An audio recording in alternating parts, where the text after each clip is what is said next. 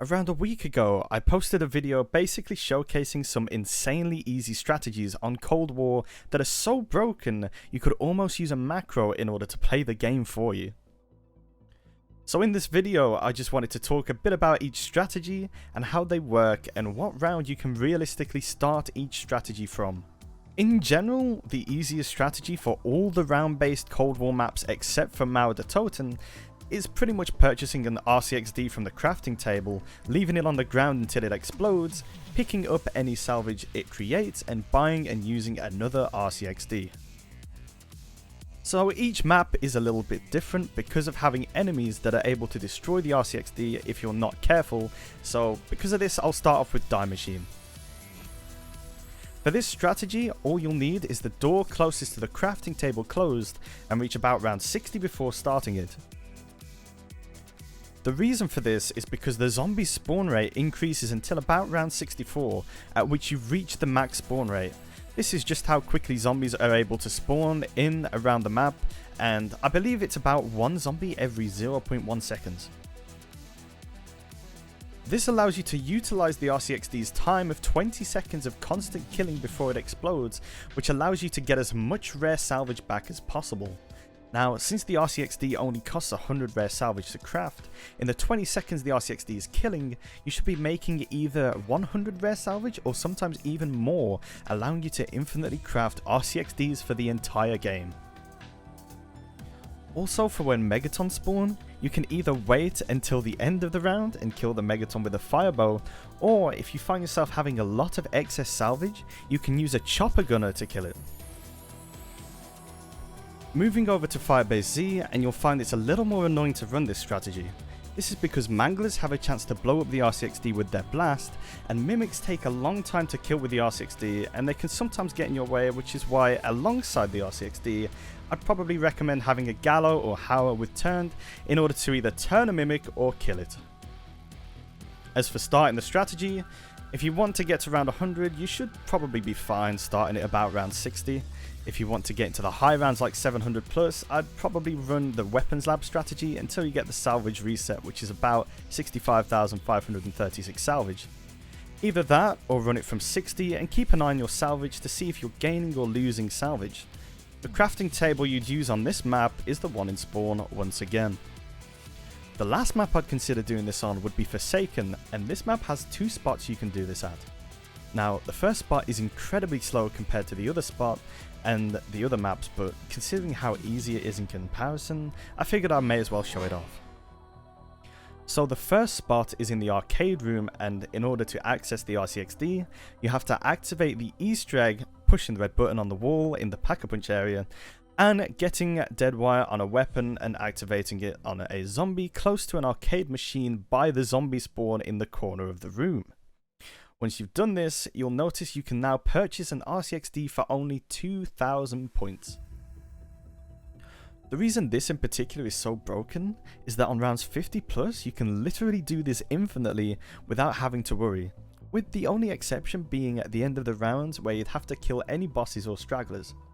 You can use anything you'd like to kill these, but I'd recommend a Hauer or Gallo with turn to kill the Abomination, as well as a Death Machine just in case. Another reason this is so broken is because you can actually still make rare salvage without having to spend any.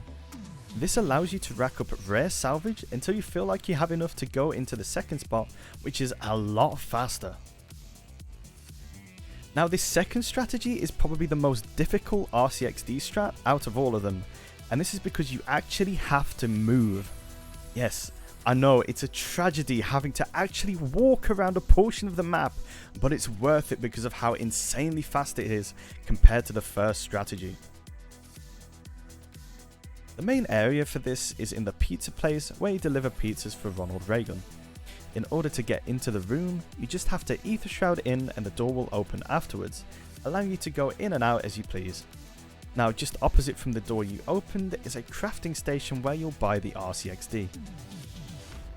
The way I was running this strategy was to go into the pizza room and activate the RCXD. Once it exploded, I would then run out, jump out of the window to the crafting bench, grab an RCXD, walk around the left hand side entrance to the building and go straight back into the pizza room and activate my RCXD. Something to look out for though are the tormentors. Now tormentors can actually destroy your RCXD, which is why I'd recommend doing this strategy at round 60 plus when you think you have enough salvage. But if you do end up running out of salvage, you can always farm it using the slowest strategy. Onto the final map, and the only map I wouldn't recommend using the RCXD on, Mauer der Toten. The only reason for this are the tormentors.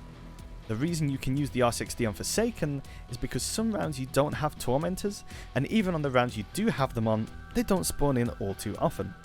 However, on Mauer der Toten, I believe they spawn in every round, or near enough every round, and they spawn in every horde or two you kill. This makes it so your RCXD would be destroyed way before you could make enough salvage back. So instead, this map has its own unique broken strategy that I have showcased before, but I'll give the rundown again here anyway. For this strategy, you'll need a Pack-a-Punched M79, which I'd recommend putting Shatterblast on, the Frostblast field upgrade, and Elemental Pop. I'd also recommend having these at tier 5 if you haven't got them there already. This strategy is in the safe room where you can get the free Cerberus from the safe.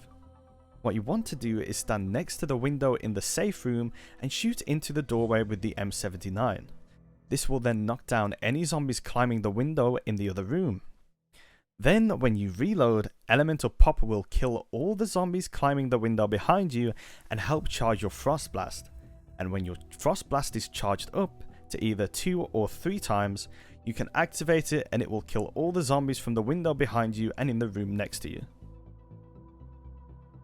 The reason this strategy works so well is also because Manglers and Disciples do not spawn in when you're in the safe room. This allows for a nice and easy game of Mauer der Toten, as the mid-round bosses were the only thing that really made the map somewhat difficult.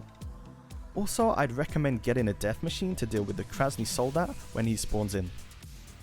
The closest crafting table is in spawn, and I'd probably get a new death machine every Tormentor round. You can also start this strategy pretty much whenever you're set up, so probably about round 30 plus. And that's it. Every round-based Cold War map's easiest strategies for high rounds.